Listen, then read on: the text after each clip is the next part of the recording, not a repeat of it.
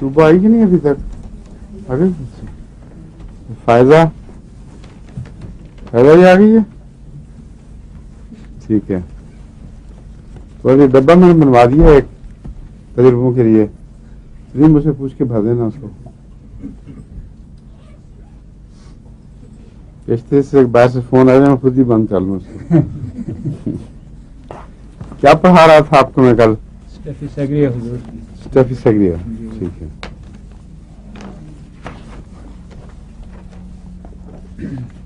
کہاں تک؟ Prostate gland. ٹھیک ہے. بتا رہے تھے اس میں تھوڑی سی کنفیوژن تھا کہ یہ آپ نے فرمایا تھا سلیشیا سی ایم پروسٹیٹ گلینڈ جو بڑھ جائے کینسر کے لیے. یہ کینسر ہے یا ویسے اگر بڑھ جائے صرف کینسر؟ اس میں اگر ویسے بڑھ جائے تو اسٹیفیسیگریا بہت سی دعائیں ہیں. اچھا ٹھیک.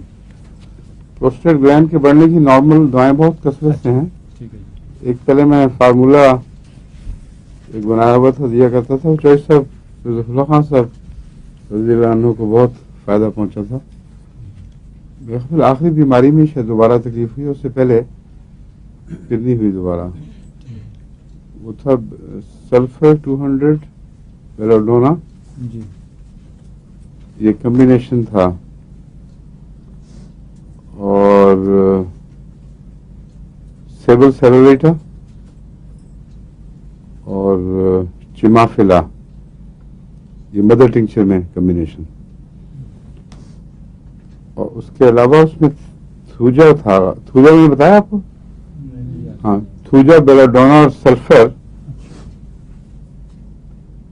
اس کو میں اس طرح کرتا تھا، تھوجا اور سلفر کو اکٹھا، اور تھوجا اور بیلاڈونا کو اکٹھا، اور سلفر بیچ میں کبھی کبھی ہفتے میں 1-2 دفعہ. اور اس کے ساتھ آرسنک کی بھی ضرورت پیش آتی تھی کبھی. تو یہ جو تھوجا اور بیلاڈونا کا اکٹھا افیکٹ ہے، یہ اگر کینسرس نہ ہو گلینڈ تو اس میں بہت افیکٹو ہے، بہت مفید ہے. اور آرسنک عموماً اچھا اثر رکھتا ہے اس پر. اگر ضدی کیس ہو زیادہ تو پھر فاسفورس 30 بھی استعمال کر کے دیکھا ہے، لیکن فاسفورس عموماً اس وقت کام آتا ہے جب خطرناک علامتیں ہوں. کچھ فاسفورس بہت گہری دوا ہے، اس میں خطرہ یہ پیدا ہو جاتا ہے کہ شاید کہیں کینسرس تو نہیں ڈیولپمنٹ، یا ایسی بیماری جو آہستہ آہستہ کینسر کی طرف لے جا رہی ہو. اس میں فاسفورس ضروری ہو جاتا ہے. اور مثانے میں تو خاص طور پر بہت ہی اہم ہے فاسفورس کا کردار. فاسفورس ایک مثانے کا کیس ابھی تک اللہ کے فضل سے ٹھیک ٹھاک چل رہا ہے، 8-10 سال ہو گئے ہیں. اور ایک دفعہ وہاں سے بھی آیا تھا، بنگال سے. ہمارے دوست آئے تھے یہاں، ڈاکٹر نے تو 2-3 ہفتے کہا تھا ان کو. اس کے بعد وہ خدا کے فضل سے 2 سال تک زندہ رہے. پھر وہ اچانک پھر دوبارہ بیماری نے حملہ کیا، پھر کسی دوا سے قابو نہیں آئی، لیکن 2 سال امن کے مل گئے ان کو. اس میں بھی زیادہ تر فاسفورس ہی استعمال ہوئی تھی. اسٹیفیسیگریا کی جو اصل صورت ہے وہ پیش نظر رکھیں تو باقی سب مسائل حل ہو جائیں گے. ورنہ بیماری کی علامتوں کے ذریعے آپ اگر دوائیں تلاش کرنا شروع کریں تو ہر قسم کی بیماری رفتہ رفتہ 20-25 کم سے کم 20-25 دواؤں میں نمایاں دکھائی دے گی. تو دوا پڑتے ہوئے بیماری کا دماغ میں آ جانا بڑا آسان رستہ ہے. انسان سمجھتے ہاں سمجھ آ گئی. جب خالی مریض آئے اور بیماریاں بتائے تو پھر دوا کون سی آئے گی، یہ سب سے مشکل کام ہے. وہاں جا کے ہومیوپیتھی کی عقل ماری جاتی ہے، پھر نہ جاتا ہے. اور اچھا بڑا کہ ہاں مجھے پتہ لگ گیا اس دوا کے ساتھ یہ بیماریاں منسلک ہیں. اور جب بیمار آتا ہے اپنی بیماریاں بتانے تو ایک تو بین ہی اس نے کتاب پڑھ کے نہیں بتائی ہوتی، کچھ بیماری کو ادھر نکل جاتی ہے، کوئی ادھر نکل جاتی ہے، اور ہر دوا کی پوری علامتیں بھی اس میں نہیں آ رہی ہوتی. اور پھر ایسی علامتیں ہیں جو 5-5, 6-6, 7-7 دواؤں میں آپ کو یاد آنے لگ جاتی ہیں، یا پھر کچھ بھی نہیں یاد آتا. آدمی کہتا ہے ہاں یہ ہے تو صحیح بیماری، مجھے پتہ پوچھتی کہاں پڑی تھی. اس لیے بہت ہی اہم بات یہ ہے دونوں طرف کے رستے کو انسان جاری کرے. ایک ہوتا ہے جب انسان تعلیم حاصل کرتا ہے، پڑھتا ہے، سمجھ آ جاتی ہے بات کی، سمجھتا ہے مجھے یاد آ گیا. ایک امتحان میں جب سوال ہوتا ہے تو پھر پتہ لگتا ہے کچھ یاد نہیں رہا. تو دونوں طرف کا رستہ سوچ سوچ کر بار بار آزمانا چاہیے. یعنی دوا سے بیماریاں تو پتہ لگ جائیں گی، بیماریوں سے دوا پتہ لگے گی کہ نہیں. اور اگر پتہ کرنا ہے تو کون کون سی تفریقی علامتیں ہیں ان پر عبور، اور جو غیر معمولی بعض ادائیں بعض بیماریوں میں ہیں ان پر عبور. اس طرح آپ کو امکان ہے کہ کچھ سدھ بدھ کے ساتھ ہومیوپیتھی کی توفیق ملے گی، ورنہ تو پھر کنفیوژن ہے. اور ریپرٹری کے ذریعے دیکھ کر بعض دفعہ فائدہ ہوتا ہے، لیکن اکثر تو ریپرٹری ہر علامت کی دفعہ آپ کو 15-20 دوائیں اور بتاتی ہے، اور دوسری علامت پہ پھر 15-20 اور دوائیں، پھر تیسری علامت پہ 15-20 اور دوائیں، ان میں سے بعض اکٹھی بعض الگ الگ، اور آخر پر جب لسٹ 50-100 تک پہنچ جائے پھر یہ معلوم کرنا کہ اصل ہے کیا. یہ بہت مشکل کام ہے، کلینکل ہے اصل سب سے زیادہ تجربہ. ایسی علامت جو آپ کو ایک دفعہ صحیح مرض کی تشخیص کی طرف لے جائے اور دوائی کے ساتھ اس کو جوڑ لیں، وہ جب بار بار سامنے آتی ہے تو آپ کو پورا اطمینان ہو جاتا ہے کہ اس موقع پر یہ دوا مفید رہے گی. ورنہ سب کوششیں اور دماغ میں کنفیوژن پیدا کرنے والی باتیں ہیں. اسٹیفیسیگریا کی پہچان بنیادی وہی ہے، مزاج سے پکڑی جائے گی. ایسا مریض جو حساس ہو، اس کو غصہ آتا ہو تو شرافت کی وجہ سے بولے نہ اور دبتا رہے، اور ایک دم اس کا غصہ پھٹتا ہے اعصاب کے اوپر، اور بیماریاں جسمانی بیماریاں غصے کی علامتیں بن جاتی ہیں. اور اس میں ایک خاص علامت وہی مزاج کی ہے، بہت تیزی ہے، طاقت سے بہت نظر آنے والی بیماری سے بہت بڑھ کر اس میں بے چینی اور تیزی پائی جاتی ہے، اور دیکھنے میں چھوٹی علامت ہے. ایسا مریض اگر اسٹیفیسیگریا دیں گے تو اس کی تمام علامتوں میں سکون آئے گا. اگر یہ نہیں دیں گے تو دوسری دواؤں سے بھی کچھ نہ کچھ فائدہ پہنچتا رہتا ہے، لیکن وہ مریض کا علاج نہیں ہے، بعض مرضوں کا علاج ہوگا. یہ اسٹیفیسیگریا کو اتنا سمجھنا کافی ہے. پھر اس میں چاہے بلیڈر کی تکلیف ہو، پیشاب کی، دوسری ٹیومرز، جو باتیں میں آپ کو بیان کر چکا ہوں وہ ساری ذہن میں رکھنی چاہیے. لیکن ایک بات اس کی میں آپ کو اس دن نہیں بتا سکتا لیا نہیں، وہ بہت اہم ہے. بعض ڈاکٹرز نے بعض کمبینیشن بنائے ہوئے ہیں کہ ایک دوا استعمال کی جائے، اس کے بعد دوسری یہ عموماً کام آتی ہے، اور اس کے بعد تیسری پھر یہ کام آتی ہے. یہ کمبینیشن بسا اوقات مفید ثابت ہوتے ہیں، اور عموماً رجحان ہے، وجہ معلوم ہے کہ کیوں یہ دوا دوسری دوا میں کی علامتوں میں داخل ہو جائے گی. اور لیکن ان کو عدلنا بدلنا، ان کی ترتیب بدلنا ٹھیک نہیں ہوتا، کیونکہ جب ایک دوا کسی دوسری دوا کی علامتوں میں داخل ہو رہی ہے تو اس کا مطلب ہے کہ قانونی طور پر کوئی وجوہات ہیں. اس دوا نے اپنا اثر دکھایا اور ایک اور دوا کی علامتوں میں بیمار کو دھکیلا ہے. تو اگر آپ اس کے بعد جو آنی چاہیے دوا وہ استعمال کرنے کے بجائے اس کو پھر دوبارہ واپس کریں تو اس سے مرض کی علامتیں بگڑ جائیں گی، کنفیوژن پیدا ہو جائے گا، آپس میں ٹکراؤ پیدا ہو جائے گا، اور بعض جگہ تو خطرناک بعض دفعہ نتیجے نکلتے ہیں. اسی لیے ان کے متعلق واضح طور پر ایک خطرے کا الارم بجایا جاتا ہے ہمیشہ. سلفر کے بعد کلکیریا کارب، یہ بہت ایک طبی جوڑ ہے. لمبا عرصہ سلفر کھلائیں تو سلفر کی علامتیں کلکیریا میں تبدیل ہو جائیں گی، لیکن بیمار ٹھیک نہیں ہوگا. کلکیریا کچھ دیر کھلائیں گے تو لائکوپوڈیم میں تبدیل ہوں گی، اور لائکوپوڈیم میں تبدیل ہونے کے بعد اگر مرض باقی رہے تو دوبارہ سلفر کی ضرورت پیش آئے گی. لائکوپوڈیم سلفر میں دھکیلتا ہے مرض کو. اس کے بعد پھر کیلکیریا کا. تو بعض کرونک بیماریوں میں جہاں کئی سال کا جھگڑا ہو وہاں ہمت اور صبر کے ساتھ آہستہ آہستہ ان دواؤں کو چکر دینے سے بیماریاں جڑ سے اکھڑ جاتی ہیں. لیکن سلفر کے بعد کلکیریا تو جائز ہے، کلکیریا کے بعد اگر سلفر دے دی تو وہ خطرناک ہے. اس لیے کسی قیمت پر اس کو نہیں دینا.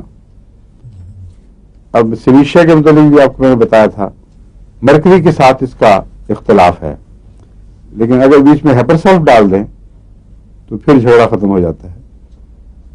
سلیشیا دی ہے، آپ کو خیال آیا کہ اصل میں یہ مرکری کا کیس تھا، تو آپ سلیشیا کے بعد مرکری نہ دیں، ہیپر سلف دیں.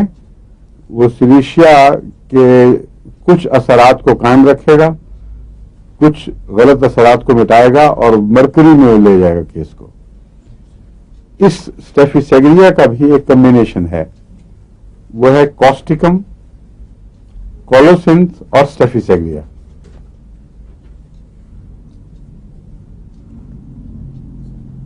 کاسٹیکم کولوسنتھ سے بہت ملتا ہے بعض باتوں میں. پیٹ کی درد میں کولوسنتھ ایک چوٹی کی دوا ہے. اس کی جو علامتیں کتابوں میں لکھی ہوئی ہیں ان میں سب سے نمایاں یہ ہے کہ مریض دورہ ہوتا ہے یوں کر کے، اور اس سے کچھ ریلیف ملتا ہے. ذرا سیدھا ہو پیٹ درد بڑھ جاتی ہے، اور شارپ کوندے ہوتے ہیں درد کے، تیز بجلی کے کوندوں کی طرح، اور پھر ایک دم اسپیزم پڑتا ہے اور اکٹھا ہو جاتا ہے، جسم سکڑتا ہے. کولوسنتھ غالباً تمے کو کہتے ہیں. وہ جو جنگلوں میں ریتلے سوائل میں جس کو لومی سینڈ کہتے ہیں وہاں کثرت سے یہ اگتا ہے. اور اس کی خاص علامت یہ ہے کہ بے انتہا کڑوا اور ناقابل برداشت زہریلا ٹیسٹ کے لحاظ سے.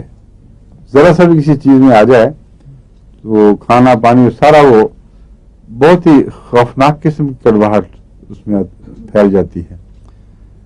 اور اگر اس کو کاٹا جائے تو آنکھوں کے لیے آنکھوں سے پانی بہاتا ہے. اب یہ علامت عام طور پر تو یہاں نہیں ملتی، ہومیوپیتھی کتابوں میں زیادہ میں نے تو نہیں پڑھی، لیکن عربی پوئٹری میں اس کا ذکر ملتا ہے. وہ کہتے ہیں وہاں بہت ہنزل کہتے ہیں اس کو، کولوسنتھ کو. تو وہ کہتے ہیں وہ اس طرح میری آنکھوں سے تمہاری جدائی پہ آنسو بہے جس طرح میں نے ہنزل چیرا ہو. تو تمہیں کو اگر چیرا جائے، اور میں نے دیکھا ہے خود ہمارے احمد نگر کے، احمد نہیں جو برجی بابل کی طرف بہت ہوا کرتا تھا، جیلم میں بھیمنید کا جہاں کارخانہ ہے وہاں بھی ارد گرد کافی ملتا ہے. اس کو اگر کاٹا جائے تو اس کا دھواں ہلکا سے ایکٹ ہوتا ہے آنکھوں کے لیے. وہ کچھ اربوں کو کوئی زیادہ تیز ہوتا ہوگا شاید، مگر یہ دو باتیں اس میں نمایاں ہیں. اس کو کہتے ہیں تما، ہنزل عربی میں، اور انگریزی میں کولوسنتھ. کاسٹیکم میں بھی پیٹ کی تکلیفوں میں یہ علامتیں ملتی ہیں، اور اعصاب کے اوپر کاسٹیکم کا بڑا تیز کاٹنے والا اثر ہوتا ہے. اس لیے کاسٹیکم کے بعد اگر پیٹ کی درد ٹھیک نہ ہو تو کولوسنتھ اچھی ہے. لیکن دوسری علامتوں میں ہے کہ نہیں یہ مجھے علم نہیں، اور کمبینیشن یہ بتایا جاتا ہے کہ کاسٹیکم کے بعد کولوسنتھ پیٹ میں تو یقیناً فائدہ مند ہے. کولوسنتھ میں اگر پورا فائدہ نہ ہو تو پھر اسٹیفیسیگریا.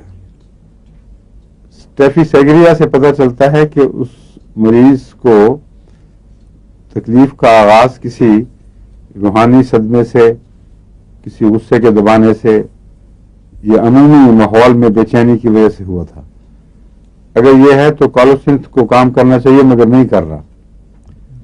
ایسی صورت میں اسٹیفیسیگریا مفید رہتی ہے. اور ایسی صورت میں بعض دفعہ غم کے دبانے سے بھی اسٹیفیسیگریا والی عام علامتیں پیدا ہو جاتی ہیں جو غصے سے دبانے سے پیدا ہوتی ہیں. پیٹ اور انتڑیوں کے تعلق میں یہ کام کرتی ہے. تو کمبینیشن کیا ہے؟ کاسٹیکم کالوسینتھ اسٹیفیسیگریا. پھر ایک دفعہ اس کو چکر دے دیں تو بہت سی جو اعصاب کی دردیں اور تکلیفیں جس میں نورلجیاز بھی شامل ہیں، چہرے کا نورلجیا اور دردیں بعض. ہاں ایک اور بھی اس میں علامت یاد رکھنی چاہیے اسٹیفیسیگریا کی. اس کی سر درد پیچھے سے شروع ہوتی ہے اکثر اور اوپر چڑھ کے سر پہ قبضہ کرتی ہے. گدی پہ کچھ اثر ہوتا ہے، معلوم ہوتا ہے لمبے عرصے کی برداشتوں کا. گدی میں کچھ اسپیزم سا پیدا ہو جاتا ہے، وہاں سے سر درد شروع ہو کے تو سارے درد سر پر پھیلتی ہے.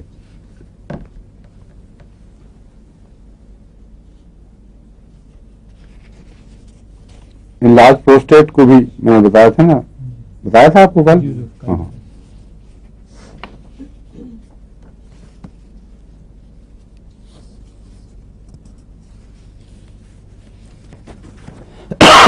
تھوجا کی طرح اس میں واٹس بھی ہوتے ہیں، جس کا مطلب ہے سائیکوٹک دوا ہے.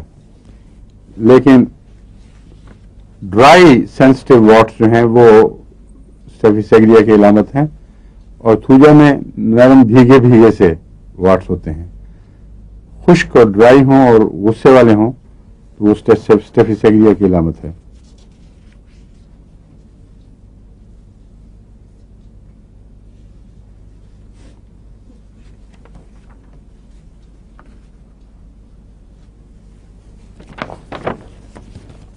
عام طور پر جو ٹرمبلنگ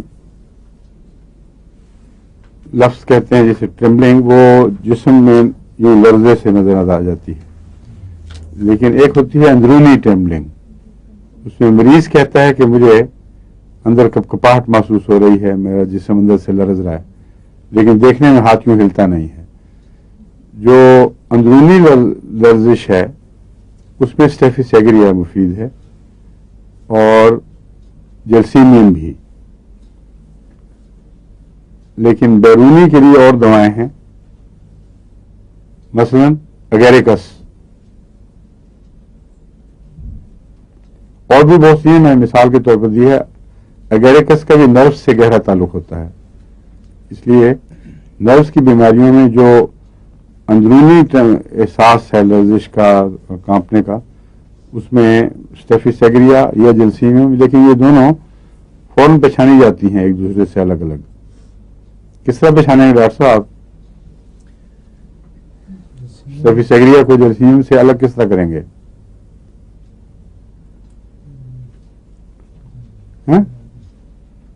تو یہ بتائیے وہ پیسہ ایمان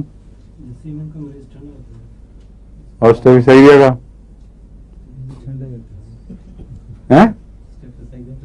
ٹھنڈا ہی ہوتا ہے یہ بھی. ہاں پھر اسٹیفیسیگریا دیکھیں، جلسیمیم کا جو مریض ہے اس میں غصہ دبانا اور اندرونی دباؤ تناؤ کی کوئی علامت نہیں ہوتی. جلسیمیم کا مریض خشک مریض ہے، اس کا پسینہ بھی خشک ہوتا ہے، اس کا منہ بھی خشک ہوتا ہے، اور پیاس ندارت اور تکلیفیں گہری اعصابی تکلیفیں جس کی کوئی وجہ اور بھی ہو سکتی ہے، کچھ تخلیقی وجوہات بھی ہو سکتی ہیں، مگر غصے دبانے کے ساتھ اس کا کوئی تعلق نہیں. اور اس کی علامتیں عام طور پر روزمرہ اس طرح پہچانی جاتی ہیں کہ کھانے پینے میں ذرا تاخیر ہو جائے، وقت بدل جائیں، سونے جانے کے وقت بدل جائیں تو جلسیمیم کی تکلیفیں شروع ہو جاتی ہیں. پھر جلسیمیم کا جگر سے گہرا تعلق ہے، اور جلسیمیم میں بہت کھلا بغیر رنگ کے پیشاب آتا ہے اور جگر کی علامتیں موجود ہوتی ہیں. پھر بھی جلسیمیم میں ہلکی زردی زبان کے نیچے بھی آ جاتی ہے، آنکھوں میں بھی آ جاتی ہے، مگر پیشاب میں کھلا زرد رنگ نہیں آتا، جس کا مطلب ہے کہ گردے جو تیزابی یا گندے مادے ہیں ان کو پوری طرح نکال نہیں رہے، اور بعض دفعہ سپریس ہو جاتا ہے پیشاب.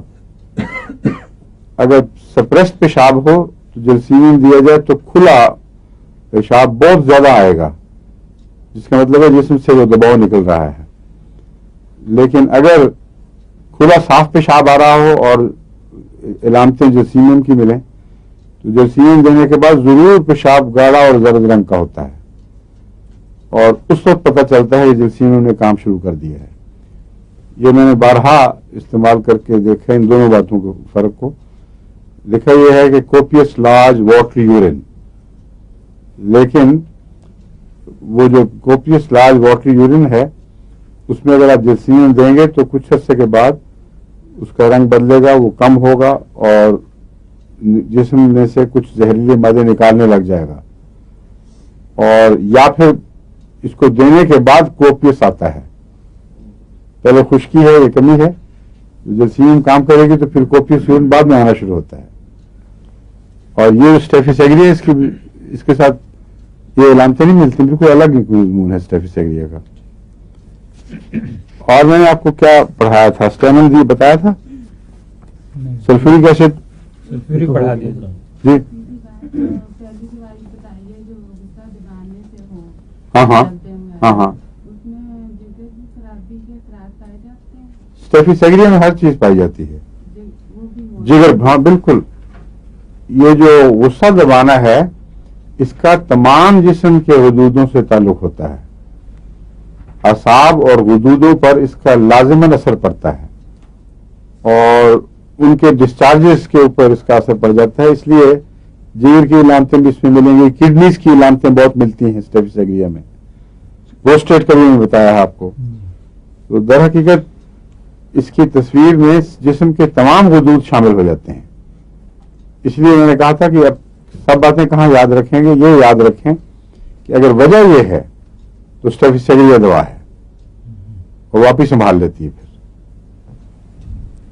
سلفورک ایسڈ بتا دیا تھا آپ کو سارا. میں نے کہا تھا سلفورک ایسڈ کے ساتھ کچھ اور ایسڈ بھی بتاؤں گا، مختصراً ضروری ہے ان کا ذکر.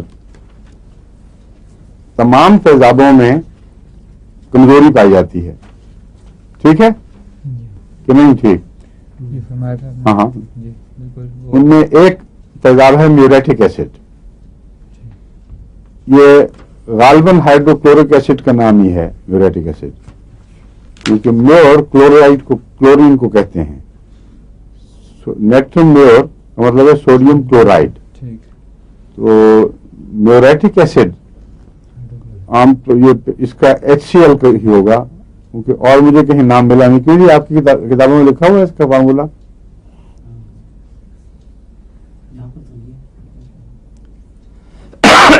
HCl کامن تیزاب ہے جو ہمارے جسم کے نظام ہضم سے بہت گہرا تعلق رکھتا ہے، روزمرہ نکلتا ہے.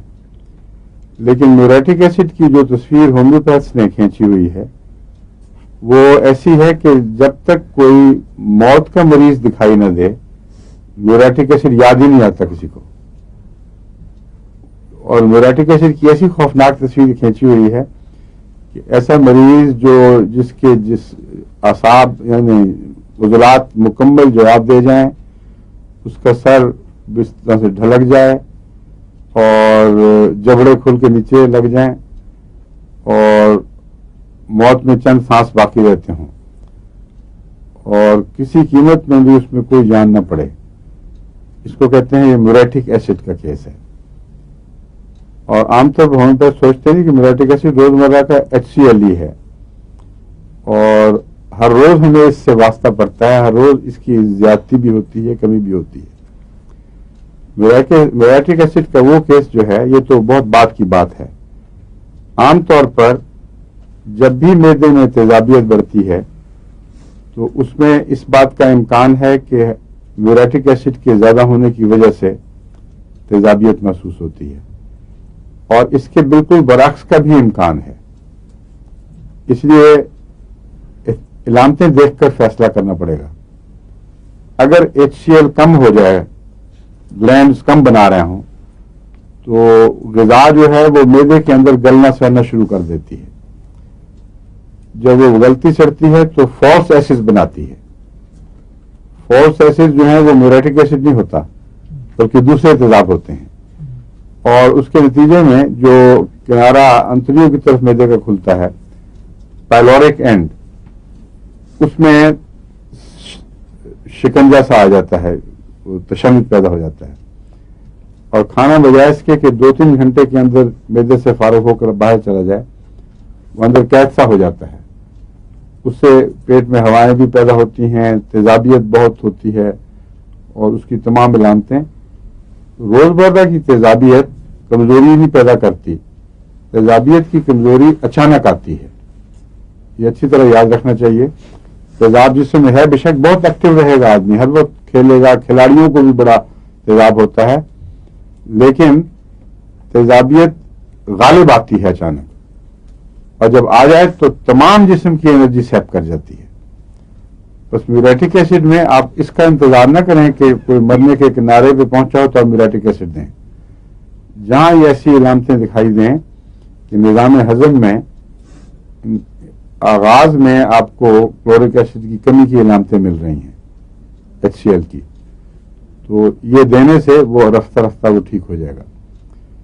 یا زیادتی کی علامتیں مل رہی ہیں. یہ عجیب بات ہے کہ ہومیوپیتھک دونوں طرح اس طرح کام کرتی ہے. بعض دفعہ کمی ہوتی ہے لیکن جب ہومیوپیتھک ڈوز میں دیں تو کمی کا احساس ہو جاتا ہے جسم کو, اور وہ ٹھیک بنانے لگ جاتا ہے. بعض دفعہ اضافے کا خطرہ, اضافہ ہو تو ہومیوپیتھک دوا خطرے کا الارم بجاتی ہے کہ بہت زیادہ ہو گیا ہے. یہ آپ نے اپنے دماغ سے نہیں کرنا, جسم نے خود بخود کرنا ہے. تو میوریٹک ایسڈ کا استعمال رکھیں, لیکن اس کا باقی تیزابوں سے فرق پہچان بہت ضروری ہے. میوریٹک ایسڈ کا دماغ پر کوئی بد اثر نہیں ہوتا. جتنا مرضی تیزابی اثر اعصاب اور عضلات پر ظاہر ہو جائے, دماغ صاف اور ٹھیک رہتا ہے, لیکن ایسڈ فاسٹ اس کے بالکل برعکس اثر دکھاتا ہے. فاسفورک ایسڈ پہلے دماغ کو مارتا ہے اور مریض کو محسوس ہوتا ہے مجھ سے سوچا نہیں جا رہا, مجھے کوئی سوال آپ کریں تو اس کو جواب نہیں اس کو پورا آتا, رفتہ رفتہ دماغی قوت فیل ہو رہی ہے اور بھولنے بہت لگ گیا ہے. اس قسم کی علامتیں اگر ہوں تو وہ کچھ عرصہ ٹھہرنے کے بعد رفتہ رفتہ عضلاتی کمزوریوں میں تبدیل ہوتی ہیں. اور ایسڈ فاسٹ کا مریض یعنی فاسفورک ایسڈ کا مریض مسلز کا مریض بننے میں بہت وقت لیتا ہے, اور اگر آپ نے اس کو مسل کا مریض بننے دیا اور دماغ اس کا ٹھیک نہ کیا اس دوا سے تو پھر مسلز تک پہنچتے پہنچتے آپ کے ہاتھ سے مریض ہی نکل جائے گا, بہت انتہائی حالت پیدا ہو جاتی ہے.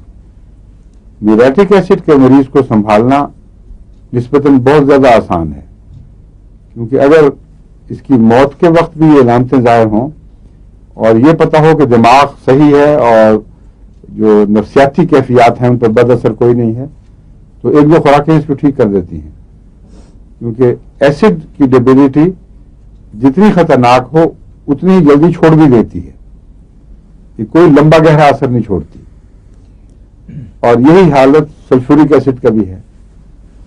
اس لیے ایسڈز کے مزاج کو سمجھنا اور آپس میں ان کا موازنہ کرنا یہ بہت ضروری ہے.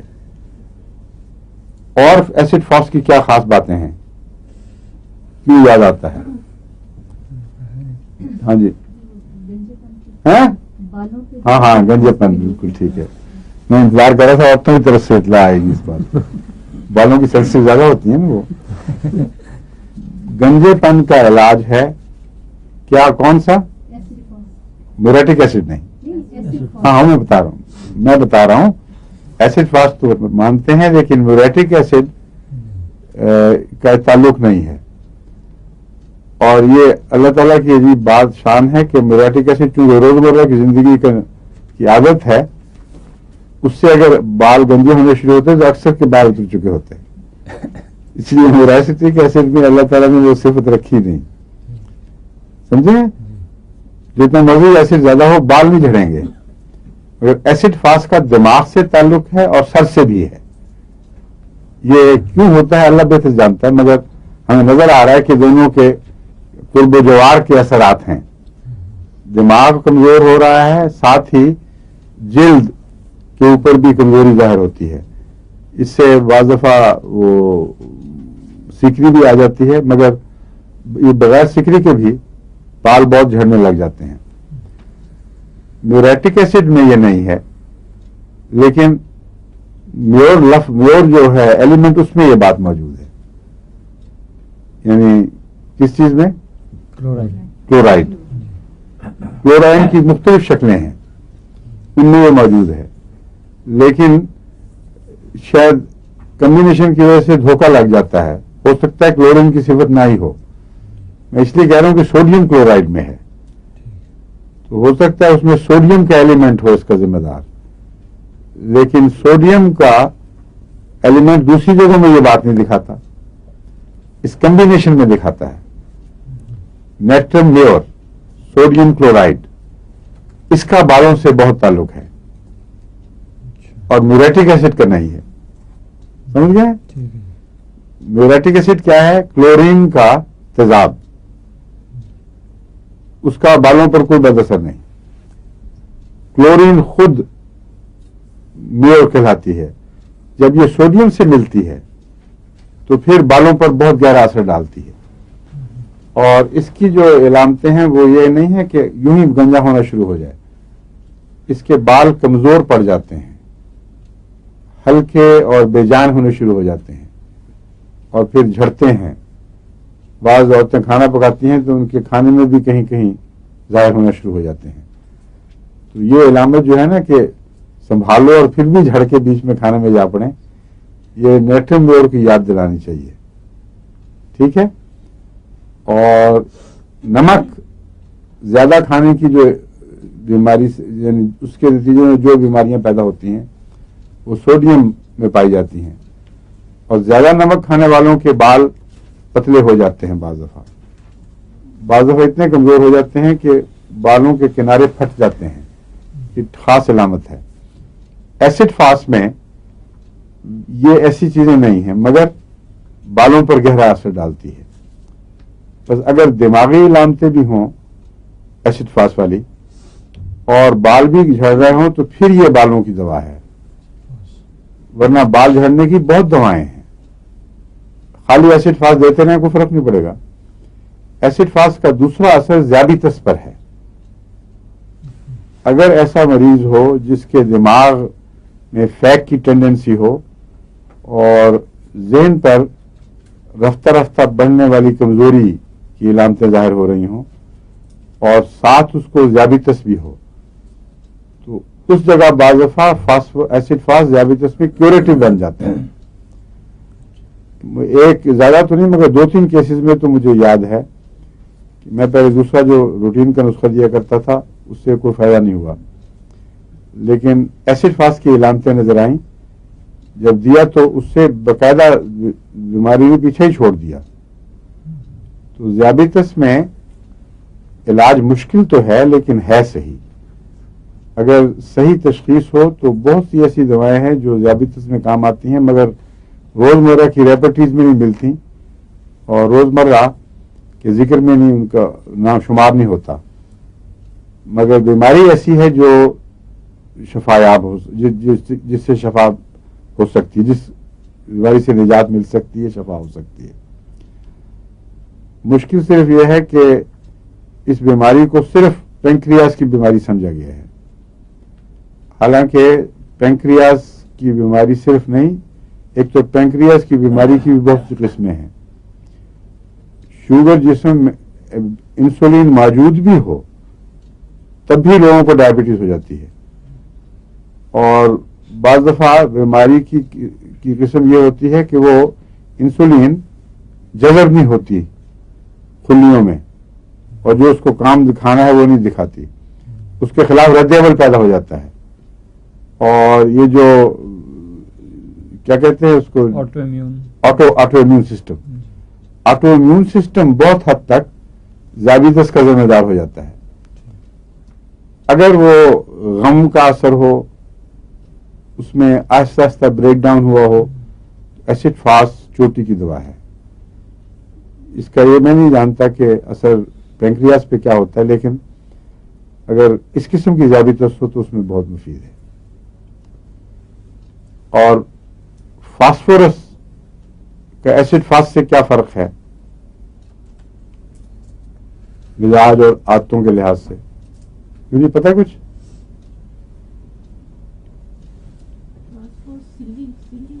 کس کے لیے؟ ایک اور بات یاد رکھیں، یہ جتنے تیزاب ہیں یہ خون پر اثر ڈالتے ہیں، اور اگر ان کا صحیح وقت پر علاج نہ ہو تو بلڈ کو بریک ڈاؤن کر دیتے ہیں، اور اس صورت میں پھر بیماری کا کنٹرول مشکل ہو جاتا ہے. لیکن خوبی میں یہ ہے کہ پہلے اپنی موجودگی کا احساس اعصاب کے ذریعے دلا دیتے ہیں.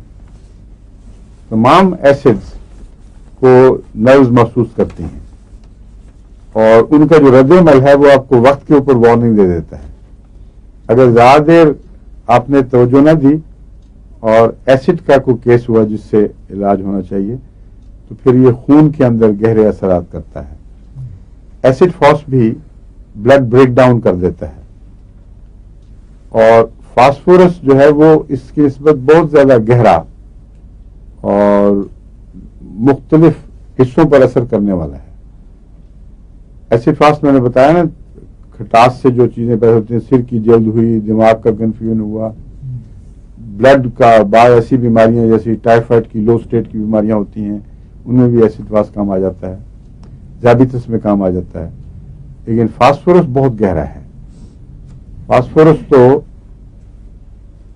زندگی کی سب سے خطرناک گہری بیماریوں سے تعلق رکھنے والی دوا ہے، جس میں کینسر کئی قسم کے شامل ہیں.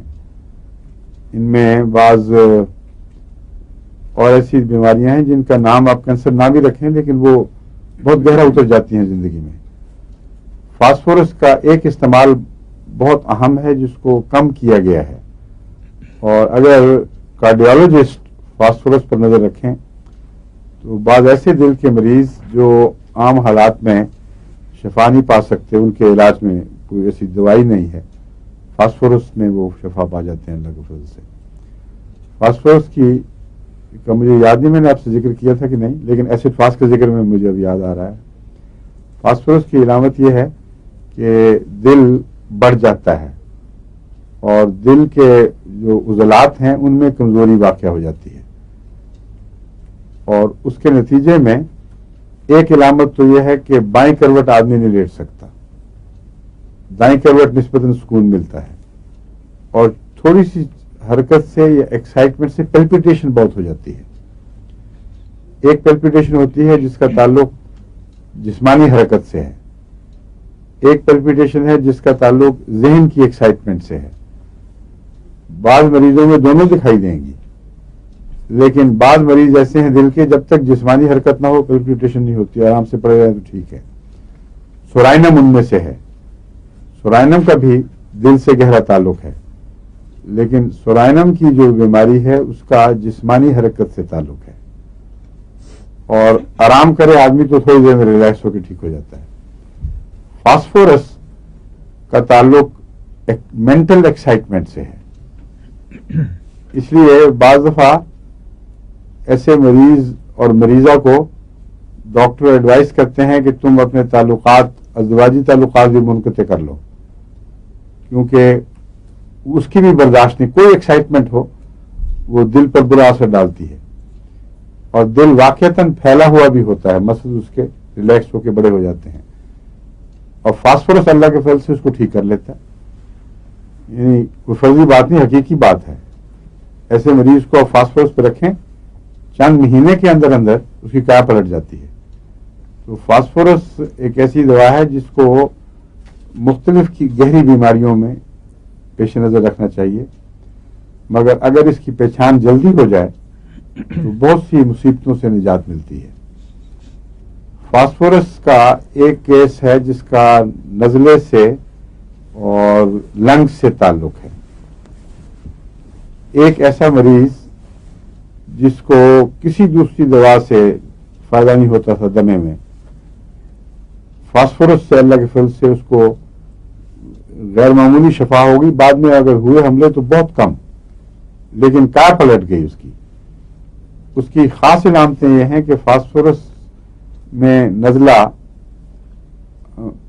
ایک تو نسبتاً زیادہ لمبا چلتا ہے، مگر پتلا پانی گرتا ہے، کبھی خشک کبھی پتلا پانی، کبھی خشک کبھی پتلا پانی، اور چھاتی کے اوپر بیٹھتا ہے. یہ پھر ہر وہ نزلہ جو چھاتی پر بیٹھے وہ ضروری نہیں کہ فاسفورس ہو، لیکن فاسفورس اس کے گاہکوں میں سے ایک نمایاں گاہک ہے، اس کو نظر انداز نہیں کرنا چاہیے. چھاتی کنجسٹ کرتی ہے، اور اس کے بعد اگر دمے کے حملے شروع ہو جائیں تو فاسفورس مستقل علاج کے طور پر بھی مفید ہے، اور ایسے مریض کو نزلہ ہوتے ہی پہلی خوراک فاسفورس کی کھانی چاہیے، اور اللہ کے فضل سے پھر وہ ایبارٹ ہو جاتا ہے، وہ آگے نہیں بڑھتا. تو جنگی کیفیات میں بھی فاسفورس بہت مفید ہے، اور یہی دوا سلک میں بھی بہت مفید ہے، لیکن ابتدائی سٹیجز پر 30 یا 200 سے اوپر نہیں جانا چاہیے اس میں، کیونکہ فاسفورس بہت ہی طاقتور دوا ہے. اگر سل کا مریض زیادہ اونچا ہو چکا ہو، اپنی بیماری میں آگے بڑھ گیا ہو، اس کو آپ فاسفورس دے دیں اور واقعتاً وہ فاسفورس کا کیس ہو، تو اگر تو 30 میں دیا ہے یا 200 تک بھی برداشت ہو سکتا ہے. علامتیں ظاہر ہوں گی کہ تھوڑا سا رد عمل، پھر آرام، رفتہ رفتہ وہ آرام کی طرف چل پڑے گا. لیکن اگر وہ مرض بڑھ چکا ہو اور آخری علامتیں ظاہر ہو رہی ہوں بیماری کی، مثلا روزانہ شام کو بخار چڑھ رہا ہے، رات 12-1 بجے تک وہ زور مارتا ہے، پھر رفتہ رفتہ بار بار کے ٹھنڈے پسینوں سے صبح کے وقت ٹوٹتا تو ہے لیکن پورا ٹوٹتا بھی نہیں، یعنی انٹرمیٹنٹ نہیں ہوتا بلکہ ریمیٹنٹ بن جاتا ہے، نیچے آیا پھر اوپر چلا گیا. ایسی صورت میں اگر آپ نے فاسفورس دیا اور وہ فاسفورس کا کیس ہوا تو بعید نہیں کہ چند دن کے اندر اندر مریض مر جائے، اور تیزی کے ساتھ بخار اس پہ قبضہ کر جائے. لیکن اگر بخار ایسا ہو جب پتہ لگ چکا ہو کہ مریض ہاتھ سے نکل گیا ہے اور محض عذاب میں مبتلا ہے، تو فاسفورس کی ایک اونچی طاقت ویسے ہی کام کرتی ہے جیسے بعض امراض میں آرسنک کام کرتی ہے، اور مریض کی زندگی تو نہیں بچ سکتی مگر بہت بہتر حال میں جان دیتا ہے. ورنہ سیل کے آخری جو گھنٹے ہوتے ہیں بڑی تکلیف دہ ہوتے ہیں. ایسی صورت میں فاسفورس دینے سے گریز نہیں کرنا چاہیے، اور بعض دفعہ وہ اس سے کچھ عرصے کے لیے بچا کر بیماری کو بہتر حالت میں لمبا کرتا ہے. ایک تو ہے بیماری کو لمبا کر کے گھسیٹنا مردہ، وہ اس کے لیے تو کوئی جواز نہیں ہے. ایک یہ بیماری نرم پڑ جائے اور زندگی آسان ہو جائے اور پھر کچھ دن اور مل جائیں، اس کا کوئی حرج نہیں. تو ایسی صورت میں فاسفورس اونچی طاقت دینا مناسب ہے، لیکن احتیاط بہرحال لازم ہے. فاسفورس 30 طاقت سے شروع کرنی چاہیے، 200 طاقت کے اندر اندر آپ تجربے کر لیں. اوپر اگر جانا ہے تو اس کے لیے بہت زیادہ مہارت کی اور تجربے کی ضرورت ہے. ٹھیک ہے، لیکن اگر لنگز کی بیماری نہ ہو خطرناک تو کینسر میں بعض دفعہ فاسفورس اونچا دینا لازمی ہے، اور اس سے کوئی خطرہ نہیں ہے. یہی وہ عمل کینسر میں نہیں دکھاتا جو لنگز میں دکھاتا ہے. لنگز میں اس کے سل کے پھوڑے بہت زیادہ بھیانک شکل اختیار کر چکے ہوتے ہیں، ان میں یہ بہت خطرناک ہے. ایسی صورت میں پیلیٹیوز کو کیا ہیں جو نسبتاً مریض کی زندگی آسان کر دیں، ان میں اسٹینم بہت اچھا پیلیٹیو ہے. STANNUM اسٹینم، یہ ایک دھات ہے، سمجھیں؟ اور اسٹینم کا عموماً کم استعمال کیا جاتا ہے، مگر چند چیزوں میں نے دیکھا ہے یہ بہت ہی مفید ہے. لنگز کی تکلیفوں کو نرم کرنے میں، خواہ وہ سل کے آخری درجے ہوں یا نہ ہوں عموماً مفید ہے. بلغمی مزاج کے لیے ویسے بہت اچھا ہے. دن کی سر دردوں کے لیے جو رات کو بڑھتی ہیں اس سے یہ ملتا ہے کچھ اور ایسی دواؤں سے. سوڈیم نیٹرممیور میں بھی یہ بات پائی جاتی ہے, سینگوینیریا میں بھی پائی جاتی ہے, اور بھی اس سے ملتی جلتی بہت سی دوائیں ہیں جن میں غالباً اسٹیفیسیگریا میں بھی دن کا درد جو بڑھتا ہے اور رات تک ٹھیک ہوتا ہے اس میں پایا جاتا ہے. تو اسٹینم میں یہ بھی پایا جاتا ہے, مگر سب سے اچھا استعمال لنگز کی بیماری کو نرم کرنے میں اور پیٹ کے کیڑوں میں. پیٹ کے کیڑوں میں عموماً کتابوں میں ذکر ہی نہیں ملتا اس کا, لیکن میرا تجربہ ہے کہ پیٹ کے کیڑوں میں اگر اسٹینم کو مستقل دیا جائے تو کچھ عرصے کے بعد لگتا ہے کہ کیڑے یا بے جان ہو گئے ہیں یا پگھل کے نکل گئے ہیں, اور اس کو کم سے کم چند مہینے استعمال کرنا چاہیے. اسٹینم وہ لیڈ پوائزننگ کے لیے بھی مفید ہے. منہ میں چھالے اور نلاہٹ اور بریک ڈاؤن ہو, اس میں آپ کو ایسڈ سلف بھی بتایا تھا نا میں نے, بہت افیکٹو دوائی ہے. لیکن اسٹینم بھی اچھی ہے, لیکن یہ عموماً لیڈ پوائزننگ کے مقابل پر استعمال ہوتی ہے. اسٹینم جانتے ہیں کیا ہوتی ہے؟ کیوں وہ بشر کیا فارمولا ہے اسٹینم کا؟ اس کا نام کیا ہے, وہ کیمیکل ٹیکنیکل نیم کیا ہے؟ اسٹینم ہی ہے. ایس ٹی استعمال ہوتا ہے نا, ایس ٹی این یا سمبل میں جی ایس ٹی این استعمال ہوتا ہے نا اس کا, خیال ہے. اور یہ ٹن ہے, اس یہ اور کوئی چیز ہے. ہم میٹلز میں ہی شامل ہوتے میٹل تو ہے, کون سی میٹل ہے؟ لیڈ تو پلمبم ہوتا ہے, جی. اور ٹن کو کیا کہتے ہیں؟ میں کیا دیکھیں کتاب میں اسٹینم کیا یہ تو صرف خلاصہ ہے, اس میں نہیں ہوگا. کیا ہوگا اس میں دیکھیں اسٹینم کیا لکھا ہوا ہے, کیا چیز ہے یہ. اس کا مجھے ذہن میں یاد نہیں آ رہا. جس کو قری کہتے ہیں نا, قری, جی جی اس کو ٹین کہتے ہیں اصل میں. جی. ہمارے یہاں ٹین سے مراد کرتا ہے کہ وہ کوئی لوہے کی پتلی سی پھٹی جیسی ٹین ہے نا. ٹھیک ہے. تو ٹین ہے, یہ کلی کا نام ہے اسٹینم. اور ہمارے ملکوں میں جہاں کلی کے برتن زیادہ استعمال ہوتے ہیں وہاں اسٹینم کو نظر انداز نہیں کرنا چاہیے, کیونکہ جن جگہوں میں ایلومینیم کے برتن استعمال ہوتے ہیں وہاں ایلومینیم کی بیماریاں رفتہ رفتہ جڑ پکڑ جاتی ہیں, اور جہاں کلی والے برتن ہوں وہاں کلی کو نظر انداز نہیں کرنا چاہیے. سمجھ گئے؟ جی. اور یہ جلدی میلٹ کر دیتی ہے بلغموں وغیرہ کو, اور خود بھی جلدی میلٹ ہونے والی چیز ہے. عجیب بات ہے یہ, دیکھیں ذرا سی گرمی کو برداشت نہیں کرتی, میلٹ ہو جاتی ہے. اور وہ بلغم جو جس کو کہتے ہیں ہیپاٹائزیشن, ایک ٹرم ہے جو ہومیوپیتھک میں استعمال ہوتی ہے. اگر سولیڈیفائی ہونے لگ جائیں لنگس, ویسے تو ہیپیٹک جگر کی بیماریوں سے تعلق رکھنے والے کو کہتے ہیں, مگر پتہ نہیں ہومیوپیتھک میں کیوں یہ اصطلاح بن گئی ہے. آپ کے یہاں بھی ہوتی ہے ہیپیٹائٹس؟ جگر کو صرف ہیپیٹک ہے, وہ صرف جگر کو, جی, اور نہیں.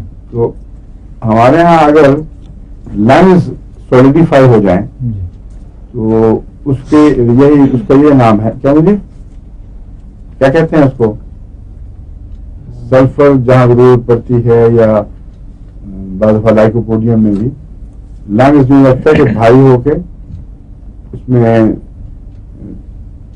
ورم, ہلکی ورم نہیں بلکہ سختی پائی جائے, بعض اس سے جواب دے جائیں لکڑی کی طرح ہونے شروع ہو جائیں. تو اس کو ہیپاٹائٹس تو نہیں مگر اس سے ملتا جلتا کوئی نام ہے, ہومیوپیتھک میں اس کو کہتے ہیں. کیوں جی دیکھیں کیا ہے اس کی اصطلاح.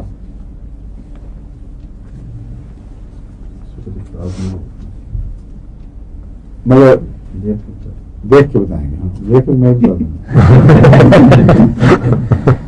ان شاء اللہ. یہ دفعہ میں دیکھ کے بتاؤں گا آپ کو.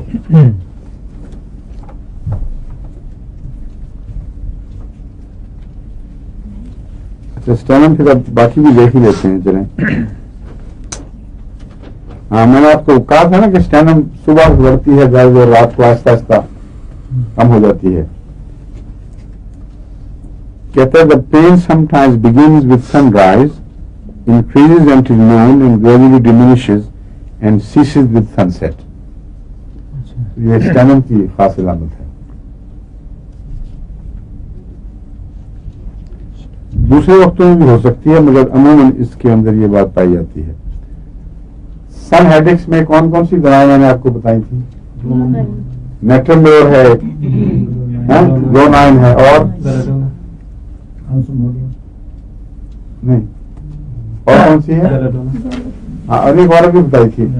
سنگونیریا. کیا؟ سنگونیریا. ہاں سنگونیریا. سنگونیریا اور اسٹینم بھی ان میں ہے. ایک اور دوا ہے جو کسی کو یاد ہے, کالمیا.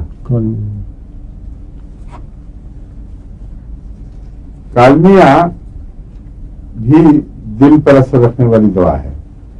لیکن کالمیا کی ایک پہچان یہ ہے, عام طور پر میں نے آپ کو بتایا مثلا فاسفورس ہے, اگر دل کی تکلیف ہے تو بائیں طرف نہیں لیٹا جاتا, بڑھتی ہے تکلیف, اور عموماً یہی ہونا چاہیے. لیکن بعض دواؤں میں اس کے برعکس ہوتا ہے. کالمیا کی دل کی تکلیفیں بائیں طرف کی بجائے دائیں طرف محسوس ہوتی ہیں, اور دائیں کروٹ اس کے لیے ناممکن ہے لیٹنا. اور کالمیا کی تکلیفیں صبح سے لے کر رات تک بڑھتی ہیں, سن سیٹ تک, اور رات کی بجائے دن کو بڑھنا جو ہے یہ عام طور پر متوقع نہیں ہوتا. دل کے مریض رات کو زیادہ بے چین ہو جاتے ہیں, اور اس کا حرکت سے تعلق نہیں ہے. اگر حرکت سے ہو پھر تو سمجھ آ جاتی ہے نا کہ مثلا برائنیا ہے, حرکت کے نتیجے میں بڑھتی ہے. اس کا سورج سے کوئی تعلق ہے. بس کالمیا کی سر درد رائٹ سائڈڈ ہوگی اور دن کو بڑھے گی اور رات تک بڑھے گی. ایک اور دوا بھی ہے اس میں رائٹ سائڈڈ درد کے بڑھنے میں, نہیں, سلیشیا, میکفاس, سلیشیا, کالمیا, رائٹ سائڈڈ, اور آرسنک رائٹ سائڈڈ بھی ہو سکتی ہے. اسٹیفیسیگریا, سنگونیریا میں لیفٹ سائڈڈ زیادہ ہوتا ہے, رائٹ سائڈ, ہاں رائٹ سائڈ. اس کے برعکس لیفٹ سائڈ اسپائجیریا ہے, سنگونیریا کے برعکس. لیکن سنگونیریا میں خون کا رجحان زیادہ ہے, وہ پیلش اور کمزور نروس کے لیے نہیں ہے. اس میں کچھ تیزی اور جوش پایا جاتا ہے. یہ جو دوائیں ہیں میکفاس وغیرہ یہ ساری, یہ اعصاب کے ساتھ زیادہ تعلق رکھتی ہیں اور ان میں کوئی خون کی تیزی دکھائی نہیں دیتی. حضور یہ کہہ رہے تھے نا فارمولا SN ہے اس کا. SN اسٹینم, ہاں سمبل فارمولا نہیں, جی جی سمبل. جی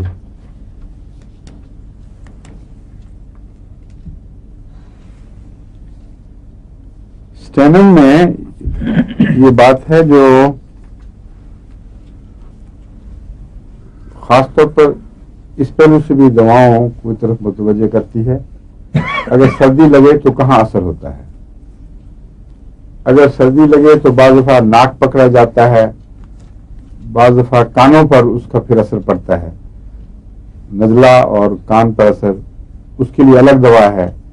چھاتی پر اثر پڑے تو میں نے فاسفورس بتایا آپ کو. گردوں پر اثر پڑے اگر تو پھر کیا ہے؟ میڈورائنم. اور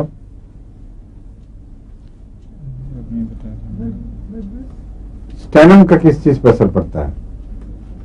इसका न्यूरोलजिया हो जाता है, छाती पर नहीं। छाती में तो अगर बीमारी दूसरी मौजूद हो तो ये उसको जरा नरम कर देती है। स्टेनम का असाब पर हमला होता है, स्टेफिसेग्रिया का भी असाब पर होता है, तो ये मिलती जुलती हैं इस पहलू से।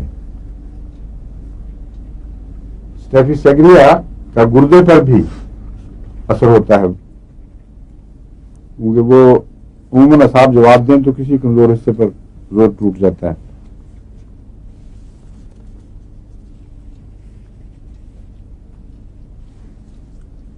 और ये जो स्टेनम में सर दर्द है, मैंने कहा था ना, राइट साइड बताया था ना आपको कि नहीं, हम अगर कभी लेफ्ट पे भी हो जाती है।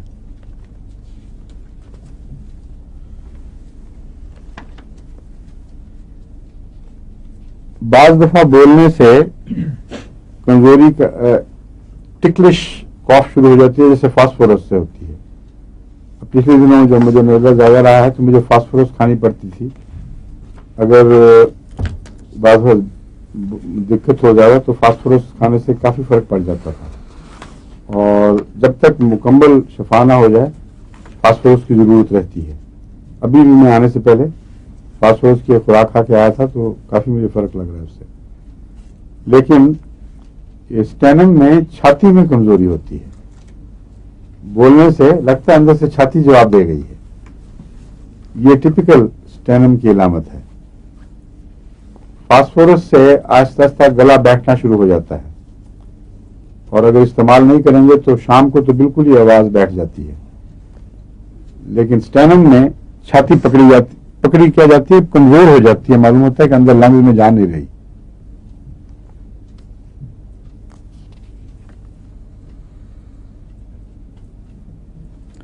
और गले में भी होर्सनेस होती है जरूर, लेकिन वो गले की मुकामी होर्सनेस नहीं, वो छाती की कमजोरी से बोलने की ताकत में कमी आ जाती है।